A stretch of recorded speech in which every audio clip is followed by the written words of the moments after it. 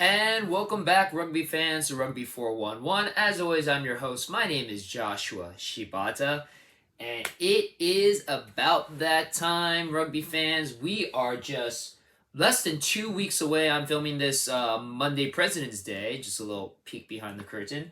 And we are less than 2 weeks away from the beginning of the 2024 Major League Rugby season.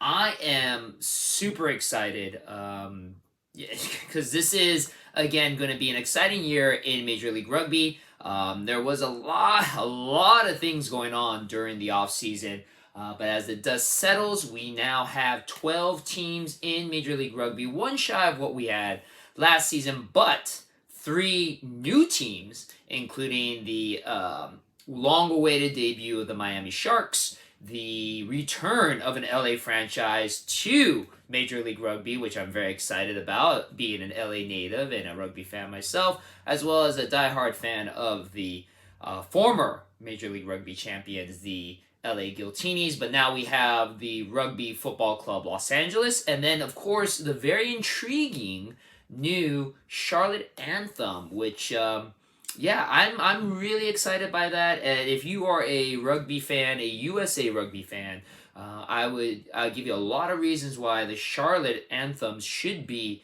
either your number one team to root for if you don't have a franchise close to you, or at least your number two team, which will probably be mine in this coming season. But again, I'll go into that a little bit later. But this is the beginning of my preview video, so I know it's been a while since I posted anything, but now you'll start seeing content just wrapping out there week by week as we get closer to, of course, the season, and then during the season itself, a lot of content that's coming up.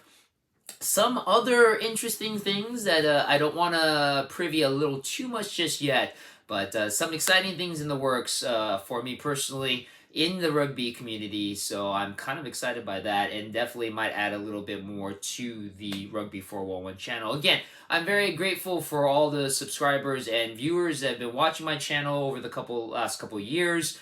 This is just basically a nice little passion hobby for me, and it's grown a little bit more than what I've expected, and I'm very, very excited by that. Hopefully it'll grow even more as, of course, we approach the World Cup that will be hosted here in 2032. So just again, really, really excited about what the future holds for rugby here in the United States.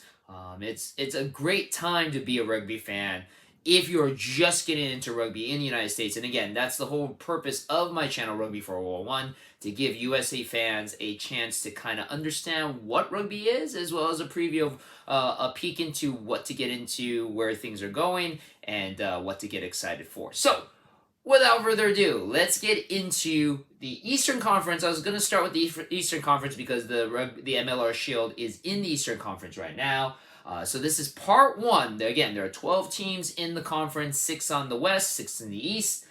We don't quite know just yet how the playoffs are going to play out. I'm just going to assume that they're going to be the same as they were last season, where the top 3 teams in each conference go on to the playoffs. There'll be a quote-unquote wild card match, and then the conference finals, and then the Shield final. So we're going to preview 3 teams in the Eastern Conference Part 1. That's going to be your reigning defending MLR champions, the New England Free Jacks, the Chicago Hounds, and Old Glory DC. And there's a reason why I'm picking those 3 teams, which I'll kind of divulge into as we go into this video. But let's start with your reigning defending MLR champions, New England Free Jacks. So, as mentioned before, New England Free Jacks ended the season 14-2 last season. Your reigning champions defeated the San Diego Legion in a very, very good performance by the New England Free Jacks at SeatGeek Stadium in Chicago. They are making their home, of course, in the Veterans Memorial Stadium. Their coach is Scott Matthey, the 2022 Coach of the Year. This will be his 3rd season going into as coach of the New England Free Jacks. So, not much of a preview with this team. Not much has changed, but that's the point, right? I mean, why fix it if it ain't broke?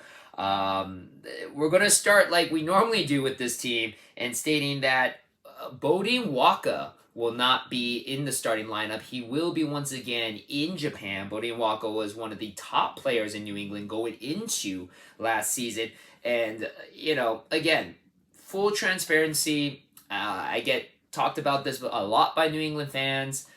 Last season, I predicted New England to really struggle without Bodine Waka, and I just didn't expect much for them. But of course, along came a guy by the name of Jason Potras, and he completely took New England to the MLR Shield. He, of course, was your Player of the Year last year. Bodine Waka did end up coming back, kind of a little bit, three-fourths of the way into the season. Contributed quite a bit. Didn't lose a step playing in Japan, coming back into MLR. Just added depth to New England, but New England is a strong team, and there's not going to be much difference. We'll go over, of course, they did lose a few players, Millicent Avery and Slade McDowell, two big names, as well as Joe Johnson, all of them going to play in New Zealand this coming season, and go, again, Bodine Waka in Japan. Now, that's not to say that any of them can't come back, both, I believe, the Japan League 1 and the NPC seasons do end before MLR ends, so there is the chance that they can come back near the later half of the season like Bodine Waka did. They also lost Regan Ogora, who's going to Los Angeles, traded for the LA's 2024 second round pick, and then Spencer Jones is going to Utah for their 2024 first round pick. So, I mean, New England playing a little bit of the smart game, getting some draft value for this next draft. That would technically give them, I believe, 5 picks in the 2024 draft compared to just 3. So they will be stocking up in the draft next year, or at least this year, because it's 2024 at the end of the season, or at least having some trade value, trade stock that they have. Now, they are bringing in quite a few new players coming into the group. Kyle Balitz from Old Glory, he's a lock. 37 times capped for the Canadian national team. You got John Ray Jenkinson from Atlanta, a veteran South African prop player coming in. Big pickup, I believe, Mason Koch from Chicago, hooker, as well as Martin Sigren, flanker, 37-time cap for Chile. He was also the Chilean captain. Led the Chilean squad to the Rugby World Cup, their first Rugby World Cup, this recent World Cup last year in 2023 in France. And then big signing for them, Will Chevalier. A 2023 draft, he was the 26th pick overall, their second round pick for New England, a Indiana University graduate, as well as a capped Eagle. Chevalier has impressed me quite a bit in his couple of appearances as an Eagle, as well as an under-20s Eagle. So nice young draft pick for New England. But of course, let's talk about the team itself. Jason Potras, we'll end and start with him. Of course, your last year's Player of the Year. Second top scorer, just behind Houston SaberCats' Dave Coetzee. 127 points, 56 for 75 off the tee. Flawless player, hands down. Again, you lost a guy, Bodine Waka, who was one of the best players in the league. Reason why I didn't think New England would do very well. And along comes this Jason Potras guy, and he does everything Bodine Waka did. They didn't miss a beat. If anything, they got better because they actually won the Shield with Jason. So he's, of course, back. Of course, you also have Paula Balanikana, very talented winger, 70 points scored last season, 14 tries. He was tied for the top try scorer in the entire league, tied with Utah's Joe Mano. 27 tries in his career as in the MLR, 5th most right now, all-time try scorers. Of course, you also have John Poland, halfback, 8 tries. One of 4 players on the roster that has been with New England since the very beginning, so a long-standing stalwart for the New England Free Jacks. Wayne Conradi, flanker, 7 tries. He was the forward of the year last year in 2023, so talented player. LaRue Milan, center, 7 tries. And of course, Mitchie Wilson, young Eagle capped at center. I mean, John Poland, Wayne Conradi, LaRue Milan, Paula Banakana, all of them just try-scoring machines. Definitely New England is no lack of offensive weapons, and their defense isn't too shabby as well. Yeah, I mean, not a lot of change for New England, but like I said, if it ain't broke, why fix it? And the thing is, especially in this Eastern Conference, I don't think New England has too much to worry about because of the addition of two teams. Technically, both of them are making their debuts. Miami, we knew about them for a while. Charlotte, that's an interesting team that's coming into Major League Rugby. But basically, and no disrespect to Miami or Charlotte, but that's technically two teams that the Eastern Conference gets to play twice. That kind of gives the Eastern Conference a couple of not easy wins, but almost guaranteed wins. So New England, I don't feel has too much to worry about, except for one team, and that's gonna be, which may surprise a lot of people just because of how they did last year, but that will be the Chicago Hounds. And of course, the Chicago Hounds, I have a real affinity for them because a lot of their players were former LA Giltinis players.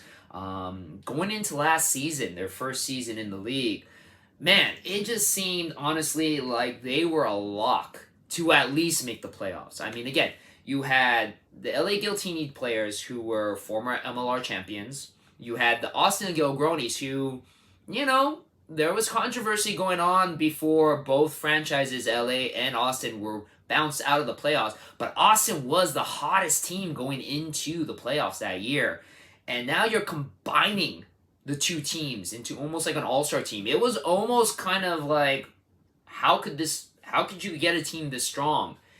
And yet, for whatever reason, and I talked to some rugby experts and pundits about it, but for whatever reason, Chicago ended the season a very disappointing 3-13. And technically, two of those games are against the other new kids on the block, the Dallas Jackals. One win against Utah very late in the season. By that point, all the teams were pretty beat up, but just 3 wins. Fifth place in the West. Chicago will be a team that will be moving from the West to the Eastern Conference this year, which makes a lot more sense. You know, probably less travel for them this year as well, being more on the East side. But yeah, Chicago was the surprising, puzzling team, in my opinion. I think for a lot of experts to not do as well as they did. But of course, that means that they'll have a huge chip on their shoulder. Coach for Chicago is again Sam Harris, who was the former coach of the Austin Gilgronis. There are a few losses. Let's go over about them first. Luke Beecham, unfortunately, had to retire. You lost Cam Dodson, I think, went back to New Zealand. Not 100% sure where Cam Dodson went. You have quite a few players going off to San Diego, and that's going to be a team that will be very, very interesting to talk about when we get to the Western Conference. But Matai Luta, Hugh Roach, and Chris Matina, very talented fullback, all of them are going to San Diego. I mentioned before Mason Kako went over to New England. Josh McAdams is going over to Miami. But who are we adding now to the team? Oh my God. First of all, Nick McCarthy. Now, Nick McCarthy may not be a name that a lot of MLR fans know, but if you are a rugby fan, global rugby fan, Nick McCarthy is a very, very talented scrum half from Leinster. American-born, but basically has played most of his career in Europe. First with Munster, and then the last 2 years with Leinster. Very, very talented player. He got capped with the Eagles because he's American-born. Super, super talented scrum half. Also, too, the first openly gay rugby player to come out. Hats off to him. Everything, rugby is still is in my opinion, especially my experience here in the LA rugby scene, is one of the most inclusive communities in sports in the entire world. But still, just fully coming out as a pro player. There's still a lot. It's a very difficult task to do. So hats off to Nick McCarthy for being the very first openly gay pro rugby player. And Nick McCarthy is now being part of the Chicago Hounds. Joining him from Leinster, fellow winger Dave Kearney, played for Leinster from 2009 to 2023. 186 appearances, 275 points, one of the top point scorers for Leinster. I mean, this guy adds a lot of experience and talent to already a talented team. Then you got, in my opinion, one of the talented players to come up, Adrian Carlisi, was playing for Seattle, was with the Dallas Jackals for a little bit too. Fly half, full back, an amazing, amazing guy. Yeah, definitely a great addition to Chicago. Jason Higgins, who was traded for Hugh Roach from San Diego, coming in, a Canadian national, capped. And then, and then Ben Landry, too, capped Eagle from Seattle, coming over to Chicago. But then, these two next names. Dylan the Butcher Fawcett, former New York Ironworker, top try scorer of all time in Major League Rugby. The guy is one of the best players in Major League Rugby, coming over from the defunct New York Ironworkers to Chicago. I mean, that is a huge, huge pickup for Chicago. And then along with him, Nate Osberger. From technically, okay, it was very confusing how Nate Osberger got from New York to Chicago. He went from New York. Originally he was with San Diego. Got traded to New York. New York unfortunately had the fold in the offseason, so it was part of the dispersal draft. Got picked up by NOLA in the dispersal draft, but for whatever reason was traded over to Chicago. That is a huge, huge pickup by Chicago as well. 9 tries scored last year. He was your back of the year last year, and he is a capped Eagle. He is one of the most dynamic players, a huge player during the playoffs for San Diego. Oh my God, him and Fawcett and McCarthy added to already a pretty stacked team in Chicago. I mean, you have this year's back of the year now siding with Billy Meeks, who was a former 2-time back of the year, coming back to Chicago. Bryce Campbell, former Eagles captain and center. Luke Carty, very, very talented scrum half, scored 69 points for Chicago last year. Julian Dominguez, 6 tries, winger, coming over from NOLA to Chicago. I mean, look at that. You have Julian Dominguez, Billy Meeks, Nate Osberger, Dave Kearney. That winger back group for Chicago is going to be the best combination. No one's going to be able to stop them. They should be scoring tries like by the dozens in every game. It is amazing. Then, of course, you bring in the big beef, Paddy Ryan, capped Eagle. Luke White, very talented Australian capped Eagle, number 8. And then, of course, Michael Baska, very talented young scrum half. And then also, too, I forgot to mention, they picked up Lucas Rumble. Very, very talented, hard-hitting flanker from the Toronto Arrows. Got picked up in the dispersal draft. I mean, Chicago, my God. If I thought last year they were a talented team, they just leveled up even more this season. So, you know, again, I know I just mentioned how talented they were last year, and they only got 3 wins this season, or last season. What's going to make the difference this season? I'll be honest with you. I feel the reason why they kind of had some problems last season was just continuity, teamwork. Again, first season, and this is where I'll go into talking about the new teams this season, Miami, Charlotte, and LA. And just rugby is very much, if you're not used to rugby, it's not like most sports, like football and basketball, where you have game plans, you have plays. Rugby is very much what we like to call controlled chaos. It's a lot of improv. I mean, yes, you have set pieces, you have set plays, you have plays you work on in the training pitch, but really, it's anything goes, because the ball it's non-stop action, so there is no time to really stop and call a play like you do in football. After every down, you can call, you stop, you call a play. What is the defense showing? This is the play we're going to have. It is nonstop action. You just keep going where the ball is going. You don't know what the defense is doing. You don't even know if you'll have the ball or if you're going to be on the defense. So it is a lot of improvisation, and a lot of it is based off of instincts and just knowing where your teammates are and how connected you are with them. So for a lot of teams that are just starting to play with each other, it's tough. And you're playing against teams that have played with each other for a couple years. You could be the most talented players in rugby, but if you never really played with each other, it's still going to be very challenging. So it might be that is what happened with Chicago. Now that they have a year under their belt, they have already an established base with Chicago. You got these new players that hopefully can fit into the holes that were developed with the losses of certain players. I mean, I gotta say, Chicago has a great shot in challenging New England for that Eastern Conference title. But again, I said that last season, so we'll see what happens this season. Now moving on to the third and last team in this part one for the Eastern Conference preview, Old Glory DC. Finished the conference 7-8-1, 43 points. They were third the last season, which is a great improvement considering the season prior in 2022 they were finished 3-13. They were last. That got their coach Josh Sims, Coach of the Year, which interestingly enough, he decided not to continue on with Old Glory. Old Glory hired new coach Simon Cross, who is a Scottish coach. Had 7 years coaching Edinburgh over in the Premier Rugby Championship. He was also defensive coach for Worcester Warriors, so a lot of experience in the European rugby community for new coach Simon Cross. Also, too, Old Glory has moved from the Segra Field to Maryland Soccerplex, a 5,000-seated stadium, a soccer field in a sense. So, new home for Old Glory DC, new coach as well.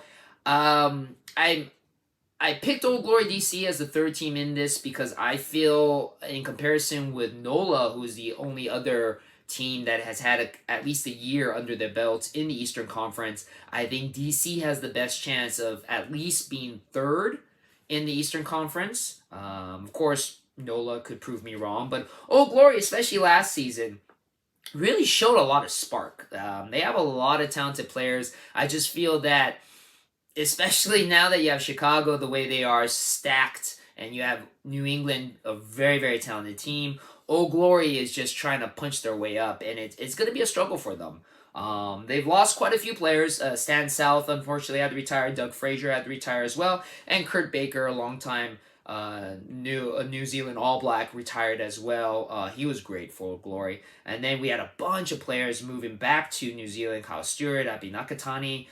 We got a couple players that moved to Miami, David Beach and Marcus Young. But the biggest loss for Old Glory, and surprisingly, I'm still keeping them third in the conference. The biggest loss is Joaquin Tito Diaz Bonilla, fly half, Argentinian player, 79 points, was the top scorer for Old Glory DC, one of the best players during the playoffs. I mean, that guy is money. For whatever reason, decided not to re-sign with Old Glory. I believe he might be going back to Argentina to play in Super Rugby Americanas. So basically, Old Glory has to rely on Graydon Bowd, Canadian international player, for their kicking duties. He wasn't too bad as the backup to Joaquin Tito Diaz Bonilla. He was a little inconsistent off the tee, almost about a 50% rate, 12 of 23 off the tee. But that's a huge loss for them. A couple of adds-on to the Old Glory DC during the offseason. Connor Buckley from New York, a very talented under-20 USA Cap player. John Powers also picked up from the dispersal draft for the New York Ironworkers. But the big signings, I believe, Tommaso Boni, a Italian player who is actually a USA Eagle capped. Really impressed me during the USA Eagles matches last year. He usually plays for Zebra. This is his first time playing in the American Conference in Major League Rugby. A great center, great addition to Old Glory. And then Ignacio Dotti, a 62 cap Uruguayan player from Uruguay, lock. He played during the World Cup for Uruguay, played a little bit for NOLA, now played for Old Glory. I believe he will add a lot of power to Old Glory's front unit. And then, of course, let's bring back all the players that they had, the talented ones. William Taletana Mu, 9 tries, was the top try scorer for Old Glory. Center Jack Escara, the young prop, capped Eagle.